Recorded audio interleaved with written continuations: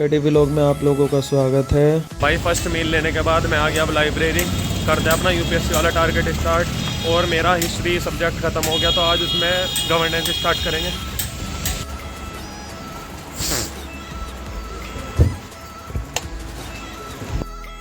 आज इकनॉमी में शुरुआत करी वित्तीय समावेशन से। वित्तीय समावेशन का आज से देश में वंचित वर्गों को प्रचलित वित्तीय व्यवस्था से जोड़ना है तथा इसके अंतर्गत उन व्यक्तियों को शामिल किया जाता है जो सुदूर ग्रामीण क्षेत्रों में रहते हैं तथा वित्तीय समावेशन समाज के वंचित वर्ग को आर्थिक विकास की मुख्य धारा से जोड़ने की प्रक्रिया है। के बाद पढ़ा वित्तीय समावेशन के लाभ, ग्राहकों को बचत प्रवृत्ति में सुधार, ब्याज के माध्यम से आय में वृद्धि, जमा ऋण, बीमा आदि मूलभूत सुविधाओं की प्राप्ति। पढ़ा वित्तीय संस्था को लाभ। इसके बाद पढ़ा अर्थव्यवस्था को लाभ। के बाद पढ़ा वित्तीय समावेशन को मापना। वित्तीय समावेशन को मापने के लिए वित्तीय व्यवस्था में समाज के वंचित वर्गों की भूमिका को मापा जाता है। पढ़ा वित्तीय समावेशन के लिए आरबीआई की रणनीति। आरबीआई ने वर्ष 2019 से 2024 तक की अवधि के लिए वित्तीय समावेशन हेतु राष्ट्रीय रणनीति तैयार की है। के बाद पढ़ा NBFC, non banking financial company. ये कंपनियां जो सामान्यतः बैंकिंग कार्य नहीं करती परंतु ग्राहकों को वित्तीय सुविधा प्रदान कराती है, नॉन बैंकिंग फाइनेंशियल कंपनी कहलाती है। यहाँ हुआ मेरा आज का इकोनॉमी का सेशन कंप्लीट।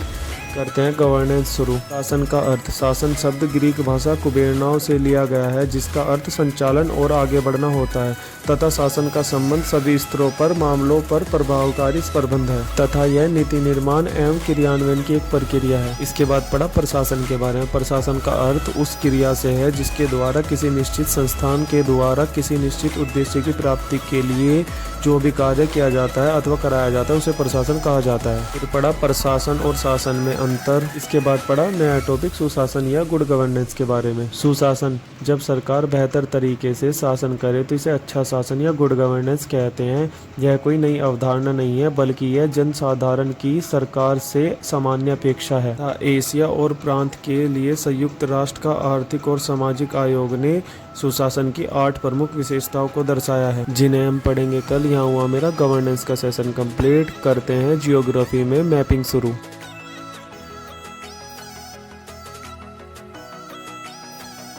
शुरुआत करी साउथ अफ्रीका से। साउथ अफ्रीका में साउ फ्रांसिस्को कैप्सोरोक के समीप अवस्थित रेसिफी विश्व स्तर पर चीनी के निर्यात की दृष्टि से एक महत्वपूर्ण बंदरगाह है। इसे चीनी के निर्यात का बंदरगाह भी कहते हैं। सेल्वाडोर पुर्तगालियों द्वारा स्थापित ब्राजील की प्राचीनतम राजधानी है। बात पड़ा रियो डी ला प्लेटा।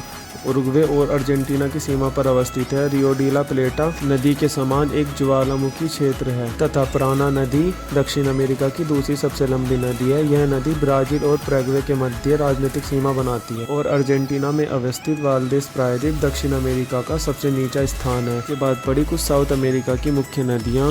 अमेज़न नदी पेरू के एंडीज पर्वतमाला से निकलकर पूर्व की ओर बहती है। इसके बाद शुरुआत करी अफ्रीका से। अफ्रीका का सबसे गर्म स्थान अल्जीरिया है जो कि लीबिया में है। यहाँ का हाई टेम्परेचर 57.77 डिग्री सेल्सियस तक रहता है। तब मोरक्को को अल्जीरिया का बर्बल स्टेट भी कहते हैं। यहाँ हुआ मेरा आज का जियोग्राफी का मैपिंग सेशन कंप्लीट। करते हैं करंट अफेयर शुरू।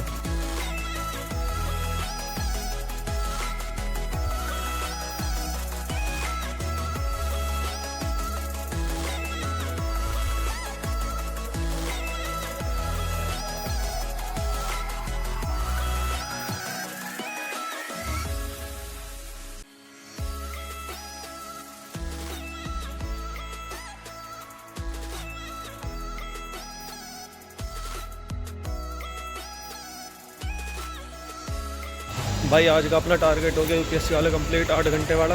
अब चलते हैं घर। और भाई आज तो मैं थक गया, 8 बज रहे हैं, अब निकला हूँ। ये खड़ी अपनी बाइक। मिलते हैं भाई नेक्स्ट व्लॉग में।